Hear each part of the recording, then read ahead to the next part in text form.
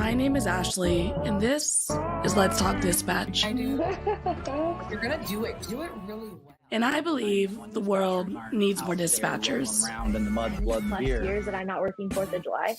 4th of July. Say community policing, right? What about community dispatching? So on this show, with the help of my guests, we will educate, empower, and support the heroes behind the headset. Right. Hey everybody, welcome back to another episode here on Let's Talk Dispatch.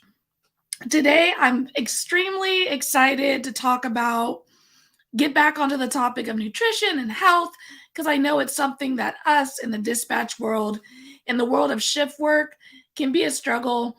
Long shifts, night shifts, kind of finding a routine of what we should eat, when we should eat, and how we can meal prep in order to make our lives a little easier during our work week. I think it's something that we all search for answers to. I know when I was younger and I was hooping and whatnot, like I meal prepped consistently.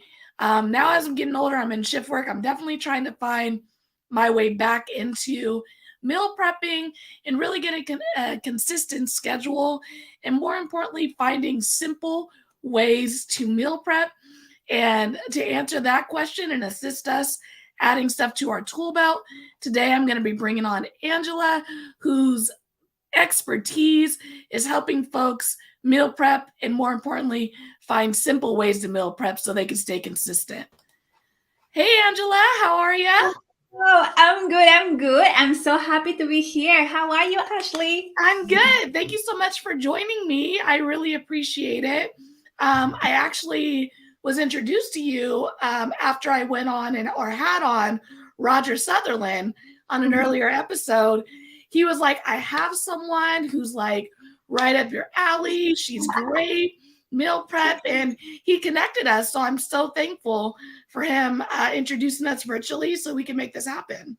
Yeah, absolutely. And I'm so happy that we are here, we're here and that our paths crossed as well. So I'm really looking forward to it. So tell us a little bit about yourself, your program, and what you got going on over there at the Healthy Diary.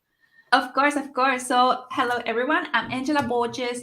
I'm also known as the Healthy Diary on social media. And I am a weight loss nutritionist specializing in helping professionals, most specifically busy professionals, help them optimize their nutrition so that they can feel and look their best without dieting, without tracking any sort of points, calories, without spending hours in the kitchen, and without spending hours at the gym or any sort of overwhelm. So I know it can get hard for busy professionals to maintain a healthy lifestyle, but it is 100% possible, and that is my mission in everything that I do.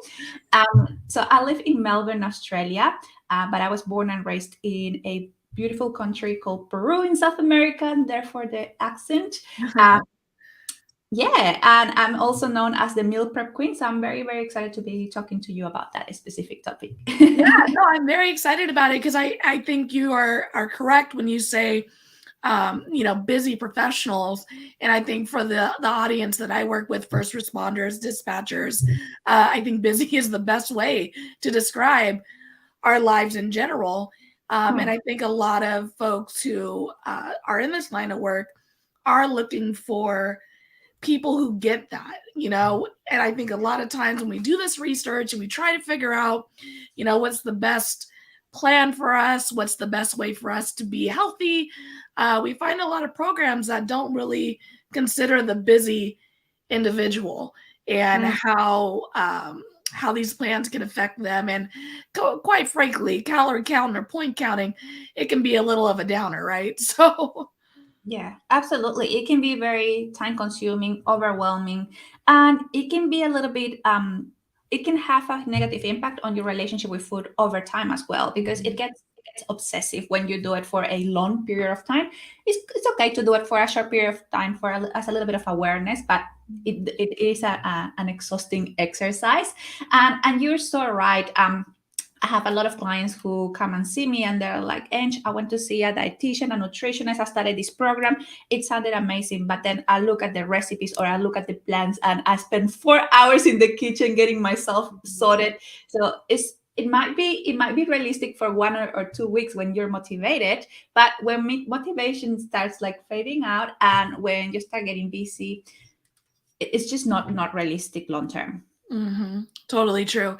And I mean, you are like the queen of reels and getting a lot of information out there in nice packages where people can consume it and understand it. So I really enjoy watching all your your reels on Instagram, and because I feel like you're giving us a lot of information in a fun way, right?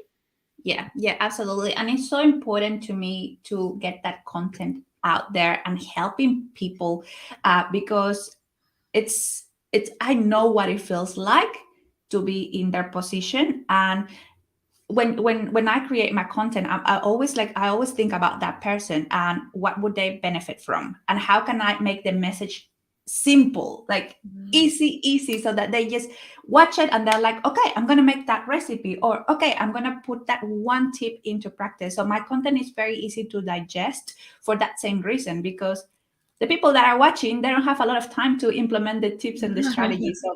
So that's the reason why I do that. I'm also on TikTok, and it's the same type of content as well.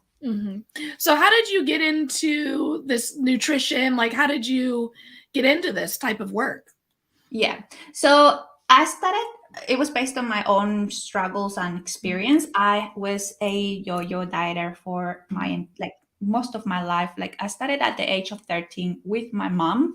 The background that I come from, like, weight, it's like people don't greet you with a hello, they greet you with, oh, you've gained weight. So weight loss is something that it has always been on my mind. And I was a professional dancer from the age of 5 to 13. And I quit dancing because I was just over it. And when I quit dancing, that's when I started gaining weight rapidly. And I was only 13 years old. And that was not like, it was like a foreign topic for me. I was like, what is going on in my body?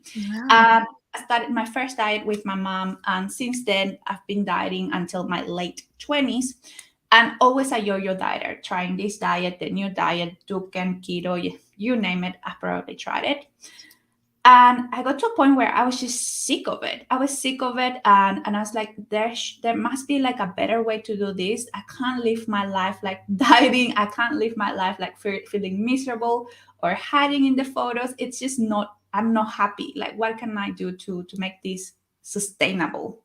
So then I started making a couple of tweaks within my lifestyle, and I basically focused on habits more than anything. I wasn't doing anything restrictive anymore. I was more like, all right, let's just walk a little bit more, or let's just eat this one healthy meal. And then I started seeing results, and I got my degree in nutrition and learned about evidence-based nutrition. And that's how I got certified. I've done a lot of certifications on mindset as well, because mindset is like the biggest thing when it comes to healthy living. And then yes, so I started running my business and working my 9 to 5. So I was like super busy. Like, I used to work from 4 a.m. all the way until 9 p.m. every single day, running these two things at a time. And my meal prep used to take me 4 hours, and I was like, okay, that's not possible anymore. I can't spend 4 hours a week meal prepping. There needs to be a different way to do it. So that's when I got into this no prep, meal prep concept, where I use foods that are already they're like kind of pre-made for you. And we're like shortening the time that they take to make.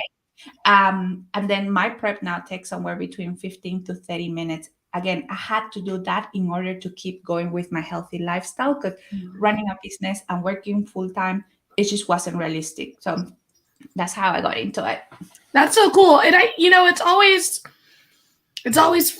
like astonishing to me. And I'm always very amazed when people are telling their stories of how they found something and how it goes from like one huge life event to just creating this amazing thing that has, I'm sure, helped so many people and going to continue to help a lot of folks. It's like I stopped playing basketball, you stop dancing, and then all of a sudden our lifestyles change. It's like, oh, like what now?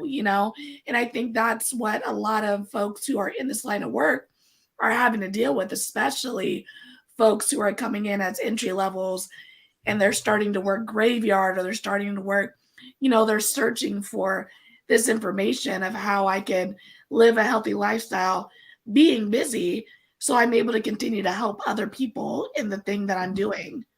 Mm-hmm. Yeah, absolutely. And I get you. And the thing is that with a healthy lifestyle, like the first thing that comes to people's mind when you think about healthy lifestyle is overwhelmed, spending lots of time in the kitchen, cooking everything from scratch, going to the gym. So that's the first, because that we've been conditioned to think that way by like our culture, our society. But it can be absolutely different to that. And you don't have to spend all of that time doing those things. Awesome. So what would your advice be about meal prepping? Like what is the first thing you kind of tell folks who are looking to get into the type of meal prepping you're promoting and you enjoy doing? Yeah, of course. So the first thing that I would recommend for people who are getting into meal prepping, first of all, meal prepping is very important, especially if you're trying to get healthier, if you're trying to stay on track with your eating habits, because preparation in everything that you do is priority number one, because you can't expect to stay on track with your healthy habits if you haven't done the pre-work. All right. And let me tell you, working on a Wednesday and going to the fridge and grabbing your container, it's just like the best feeling ever, not having to worry about, okay, what am I going to eat? How much should I be eating? Where are my ingredients? Yeah, that's the recipe for disaster. So when it comes to meal prepping, to make it less overwhelming, I have a 3-phase framework that I will recommend to everyone out there, especially if you're a shift worker. So it goes like this. We separate them into planning, purchasing, and prepping. All right. So the first phase is planning. And I would recommend that you do this probably like during your break, like within the week. So in this phase, all you need to do is you just need to decide what you're going to be cooking. That's it. How many meals you're going to be cooking. All right, I'm going to do 1 breakfast for the week, 2 lunches for the week.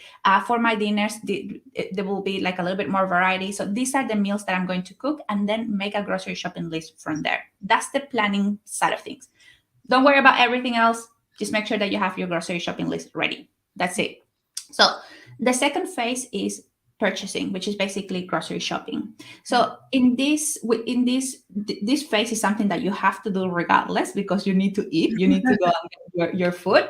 So, but now you're gonna go with your grocery shopping list. You're gonna get the things that you need, and when you're prepared, it should take you like an hour and 15 minutes max. So come back home, put your groceries away. You don't have to worry about anything else. That's the second phase of meal prepping. Now, with that second phase, one big tip that I will share is to make sure that you eat before you go and do your groceries. Because if you don't, yeah, you're gonna be buying like whatever you can see, and like, this sounds good. I'm gonna have this and that. So yeah, you're gonna end up overbuying and buying things that you don't really need. All right. So that's the second phase. And then we have the third phase, which is prepping. So actually making the meals and putting that together. So because you've done the work, you've already planned, and you've already got your ingredients, this last stage should take you about 30 to 60 minutes. And this is where you put your meals together. Now, what I would recommend is that you schedule this in your calendar, and you're like, all right, Sundays or Mondays or your days off, this is when I meal prep.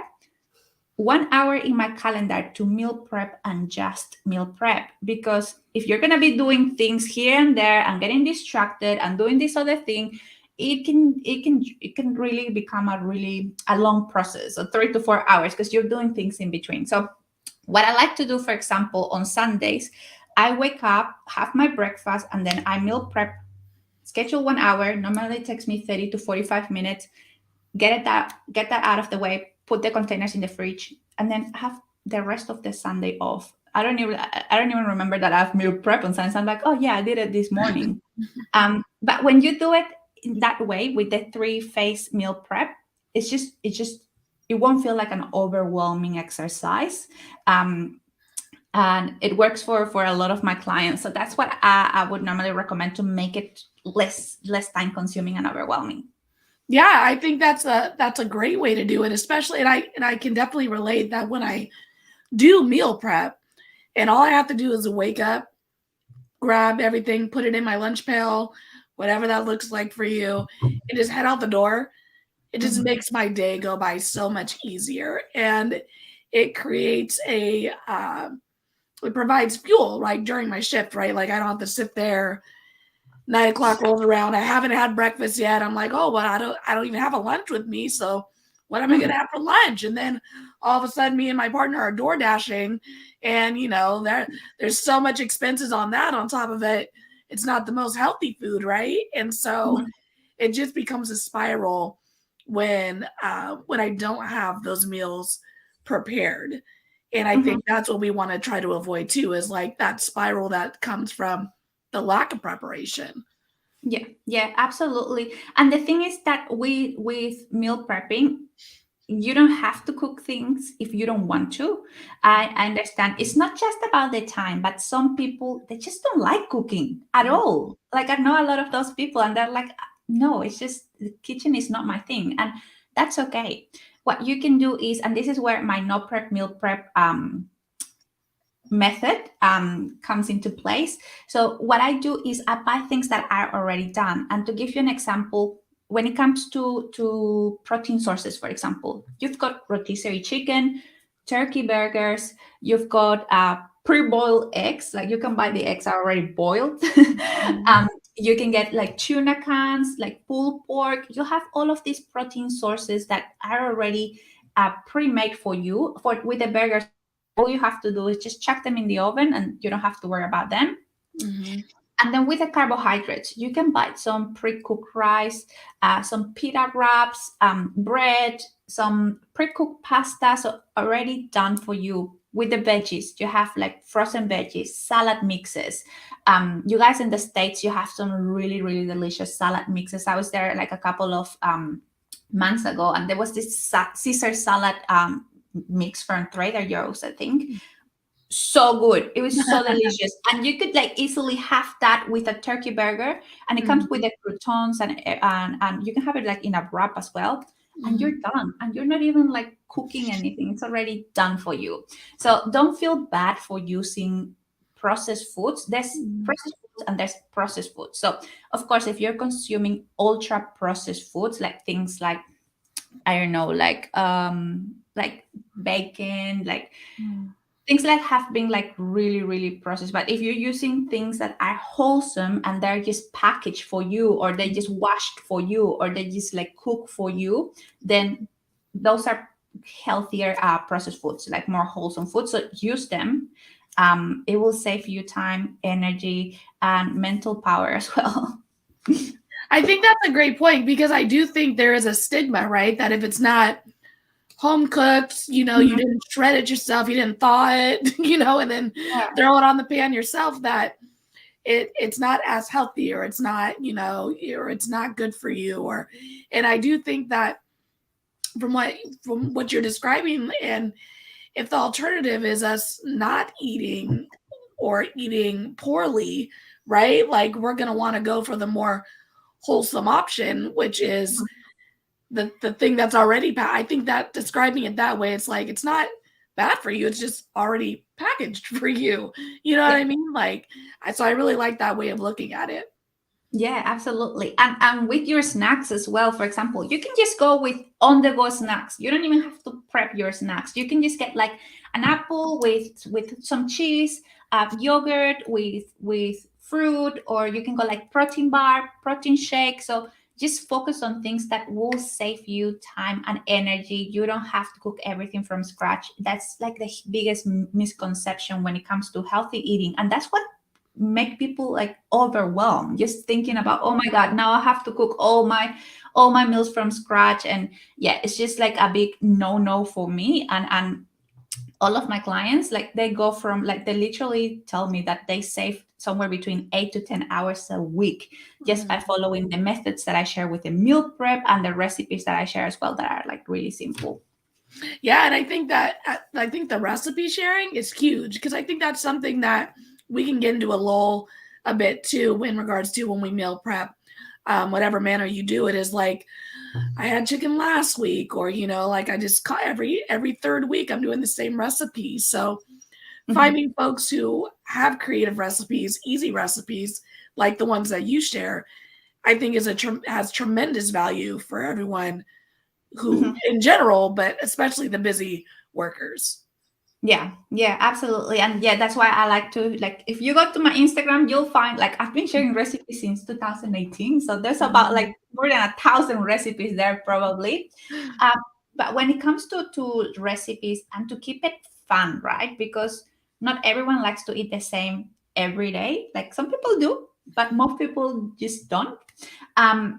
So first of all, when you like during the first stage of your meal prep, like the planning stage, that's what I would recommend, that you actually think about, what do I want to eat? Like, what am I craving? It's so important that whatever you make for your meal prep are things that you actually feel like and you're looking forward to have, because there's nothing worse than prepping for the whole week. You got your boiled chicken with your salad.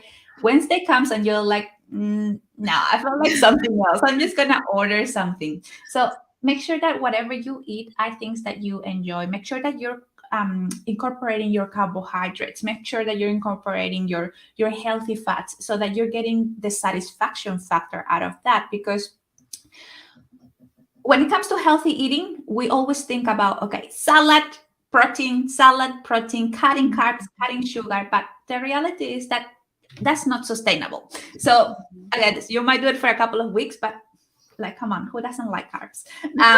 Right. So make sure that you are incorporating all of those foods that you enjoy into your prep, so you can actually stick to it long term. So if you need a little bit of variety, what I like to do is I like to pick 2 recipes for my lunches, and I like to alternate between them. So Monday, Wednesday, Friday, one recipe.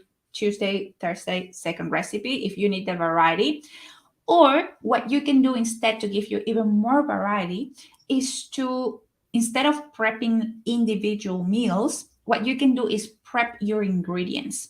And for example, you can prep 2 to 3 protein sources, different veggies, different carb sources. And then when the day comes and you're like, oh, I really feel like a salad with rice and chicken, then you got your chicken, your rice, your salad container, sauce, off you go.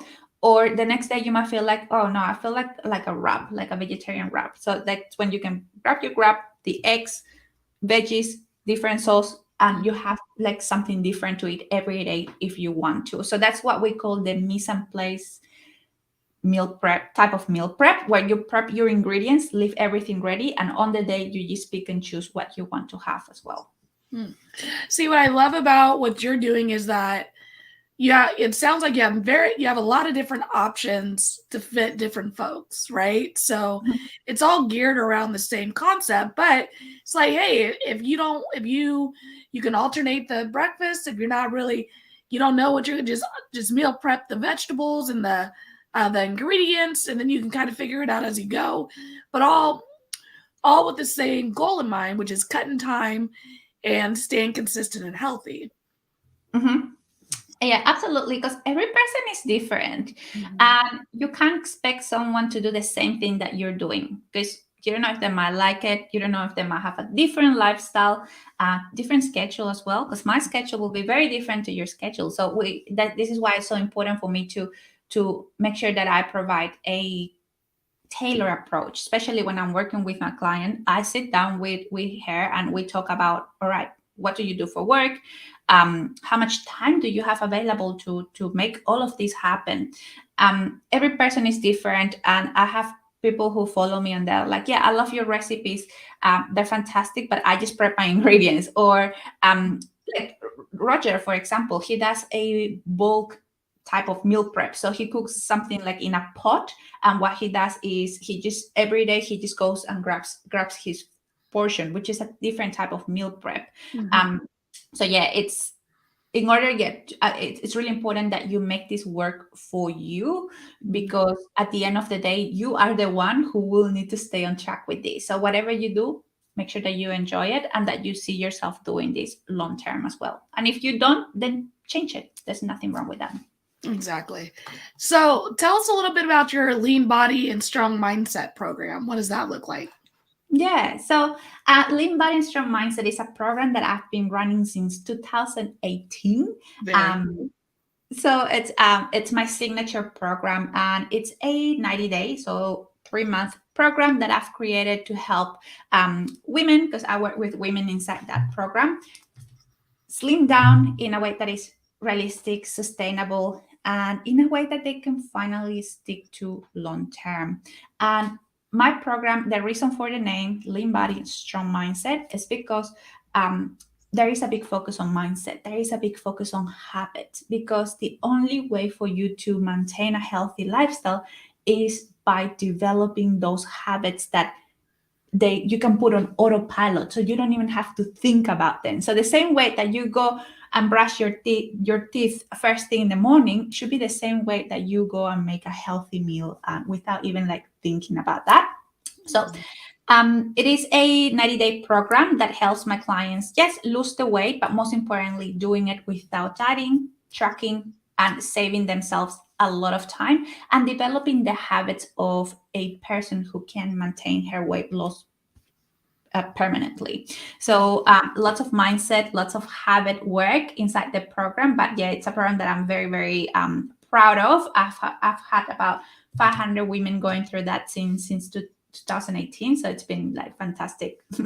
That's awesome. I mean, 500 women, that's so many people you're helping, and I think for me, the best part about, folks like you who are doing this work is you're helping create the consistency with it. You know what I mean? You're providing the knowledge so the person can continue to do it long term, rather than like as you described, a little like a yo-yo diet where we're constantly shifting, changing, but we're giving each other like the tools to add to our tool belt so we can continue to maintain this habit, this lifestyle long term. Yeah, absolutely. You're so right. And yeah, like that's really important to me as a nutritionist as well, to make sure that my clients can maintain the habits and behaviors that they develop when we work together. And one thing that I will ask my clients when I see them during our check-ins is, how are you enjoying this process? Like, is it like easy, simple enough for you to keep doing long term? Are you enjoying it? Be completely honest with me. And if they tell me, this is amazing, save so much time, enjoying my food, then perfect. We know that we're on the right track. But if they tell me, you know what, it's a little bit overwhelming, I've been spending too much time in the kitchen, we will change it. Like inside the program, there isn't like a fixed framework that they need to follow, and we won't move from there. We won't shuffle from there. It's something that, all right, this isn't working for you, let's make it work for you. Let's change things here and there to make sure that it works for you. So that's very important, the sustainability, because the reality is that losing weight isn't that hard. You can go on a keto diet tomorrow and lose a heap of weight by the end of the month. But maintaining your weight loss and maintaining a healthy lifestyle, that's the tricky part. So that's where people should focus on the maintenance of the approach and also the lifestyle. Definitely. So what should a client expect when they do work with you? Like, what does the process look like if someone wanted to come and work with you and work on these things? Yeah. So the process to I guess reach out and sign up for the program is via my social media channel. So they can just go to the link in my bio and reach out to me. Now, I do have a call that I do before. So it's not something that you can sign up on your own from the landing page. It's more so a call that we have, because number one, I want to make sure that I can help you there's some women that I can't help, and what I do is I refer them to a general practitioner or a dietitian who specializes in a certain area. So that's very important. Make sure that I can help you. And number two, I need to make sure that we're the right fit to work together, because it's a coaching program. So I will be coaching you. So it's very important that we get along and that we have that we can work together for the next 3 months. So that's the reason why I have those goals. And what they can expect from me is an individualized approach. I'm big on really understanding what you're going through, your lifestyle, and from there setting up a strategy so that, again, you can, instead of changing things dramatically from your lifestyle and me coming with a list of rules and here are the rules, follow them and you're going to get results. It's more about, okay, this is your lifestyle and let's optimize things within your lifestyle, make things better so that it doesn't feel like a drastic change. It's more so like a smooth transition and just doing things better with what you're currently doing. Because a big mistake that I see out there is that people, they put their lives on hold for weight loss. They stop going out, they stop having a glass of wine, they stop eating chocolate, they stop doing the things that they really enjoy doing. They lose the weight, and then what they do after that, they just go back to their life, living their lives. And that's when they experience this yo-yo dieting effect. So in my program, instead of doing that, we will grab your lifestyle and incorporate all of those things that you enjoy doing, just make them healthier and make sure that everything is part of your lifestyle, so you don't feel like, oh, Christmas comes and I'm off track, or my birthday comes and I'm off track.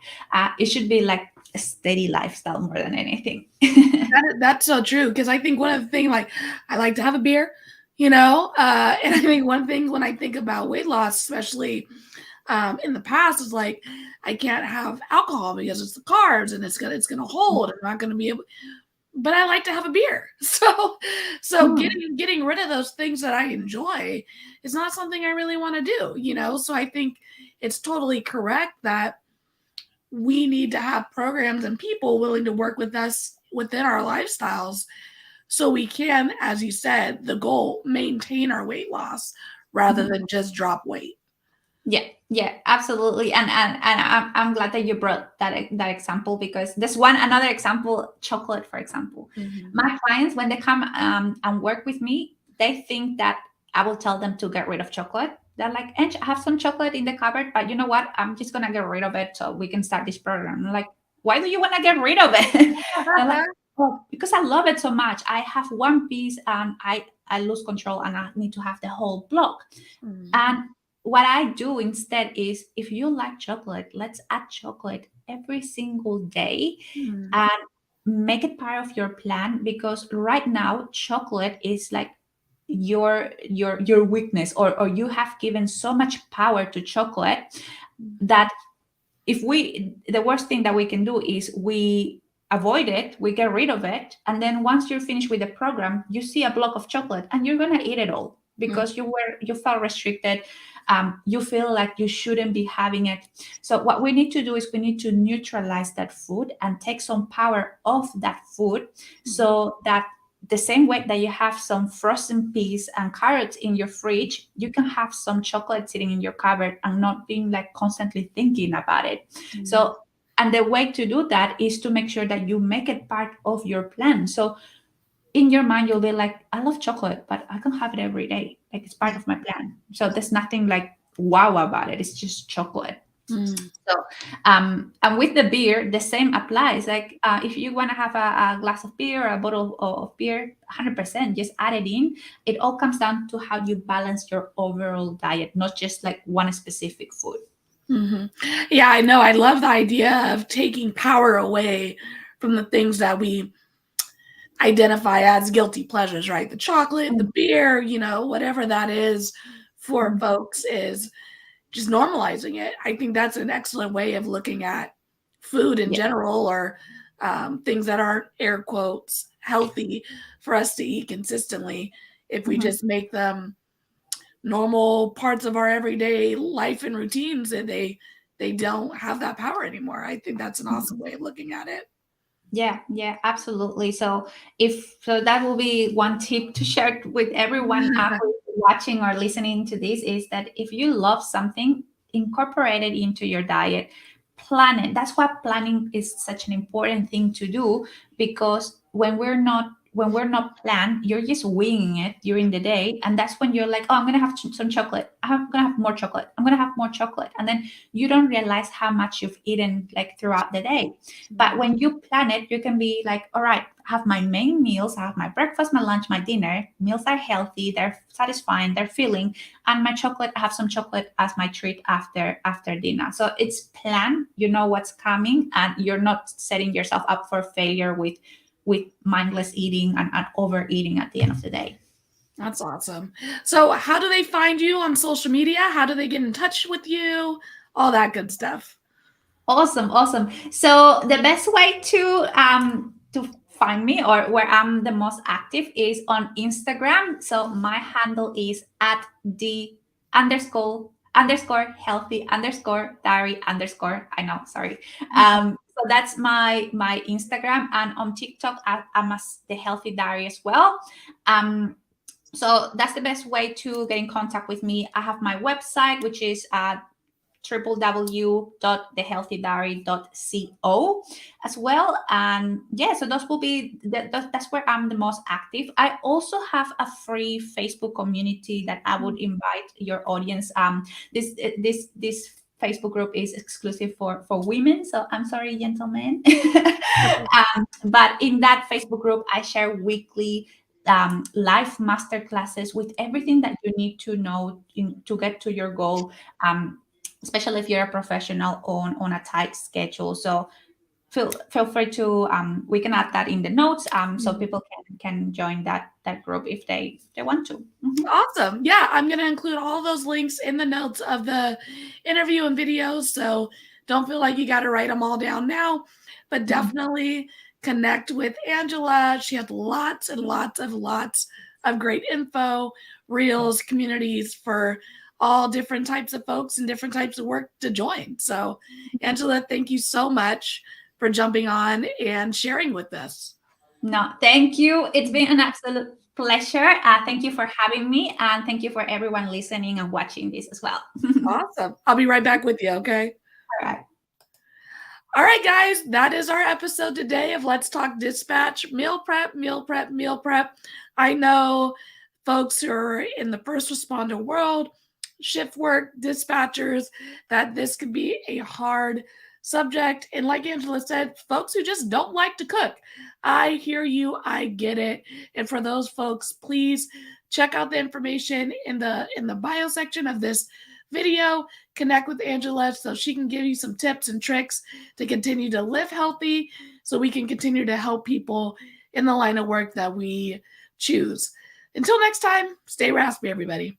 Thanks for joining us on today's episode of Let's Talk Dispatch.